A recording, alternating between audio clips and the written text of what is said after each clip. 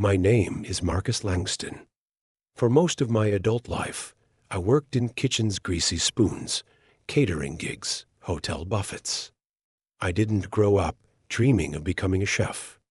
It just happened. I was good with my hands, decent with flavors, and quiet. Enough not to cause trouble. That's probably why I ended up working for Mr. Alan Stone.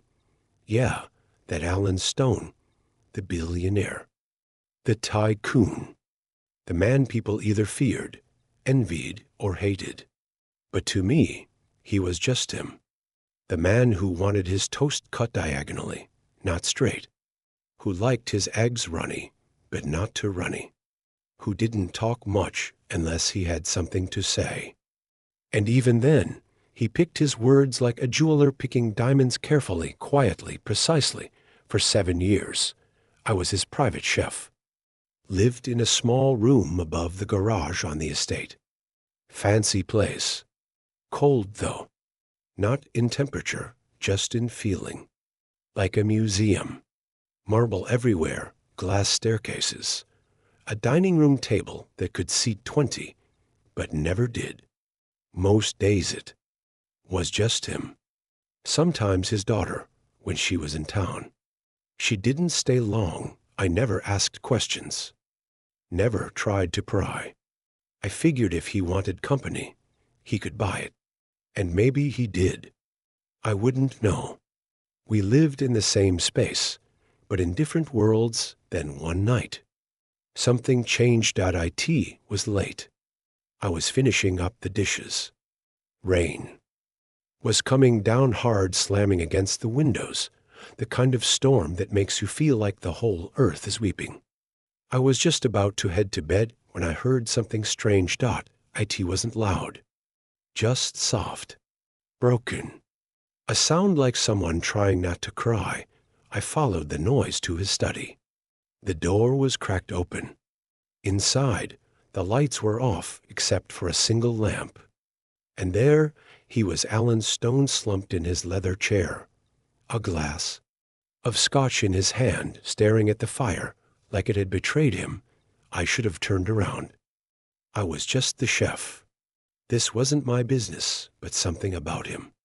He didn't look powerful. He didn't look rich. He looked like a man who had nothing left. I cleared my throat gently. "Sir, you all right?" He didn't jump. Didn't even flinch. Just nodded slowly, still looking at the fire. "You ever think about how a life gets built?" He asked after a pause. "One choice, then another, and then another.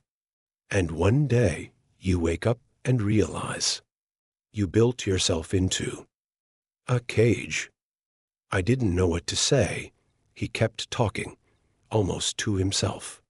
Said he used to believe he was doing good. That the deals, the mergers, the takeovers, they were part of a grand vision.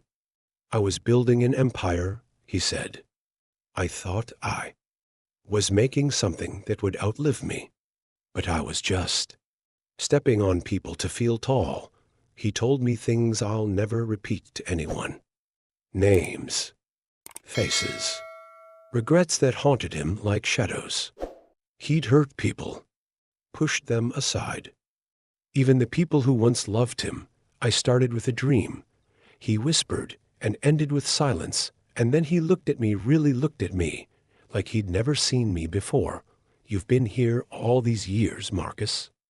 And you never asked me for anything. Why?" I shrugged. Didn't feel like I had the right to. He chuckled at that. A sad little laugh. "You're the only honest man in this house." That night, I didn't leave him. I just sat there. I listened. I didn't know how to fix him. I'm not a doctor. I'm not a priest. I'm just a man who knows how to cook eggs and listen when it counts around AM. He told me he was going to bed. He said thank you twice. First time I'd ever heard him say it. The next morning, I went to wake him. He was still in that chair. He never made it to bed. They said it was a heart attack. Maybe it was. But deep down, I think his heart had been slowly breaking for years. All that money, all that power, it didn't protect him from loneliness, from guilt, from the things he never said out loud until that night. At first, I didn't tell anyone, not a soul. I kept that night tucked away, like something sacred just between me and him. I didn't write it down, didn't whisper it to a friend, didn't even say it out loud to myself. It felt private, heavy, like something too real for the world to handle. I told myself it wasn't my place. I was just the chef. What could I say that would matter? The man was gone, and maybe, I thought, he'd finally found peace. Maybe the world didn't need to know what he said to me. Maybe it would only twist it, chew it up, and spit it out, and then the headlines started coming, loud, flashy, cruel. Billionaire's mysterious death sparks speculation.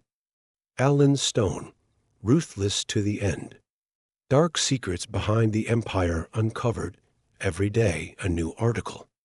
Every day more noise. Some claimed he was being investigated for fraud.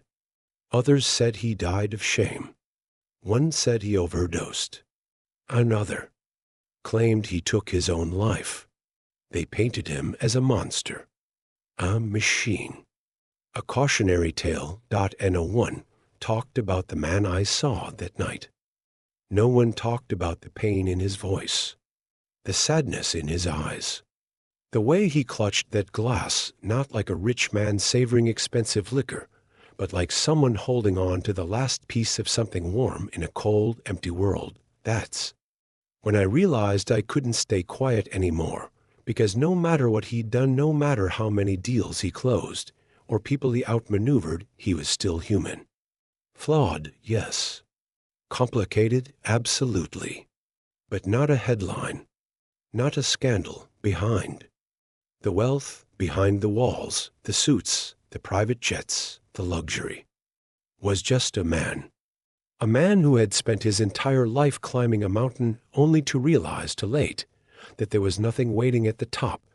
He built his empire out of ambition, discipline, and drive, but it didn't fill the holes inside him.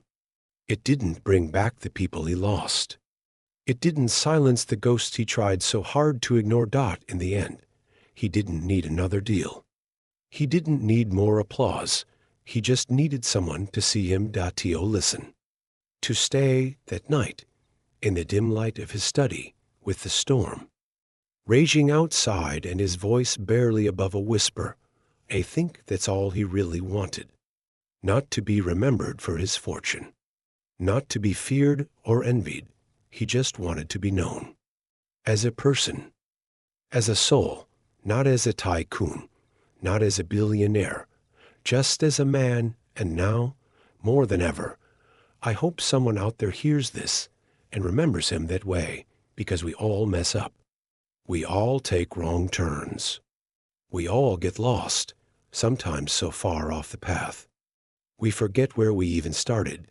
Some of us find our way back. Some don't, but that doesn't make us monsters.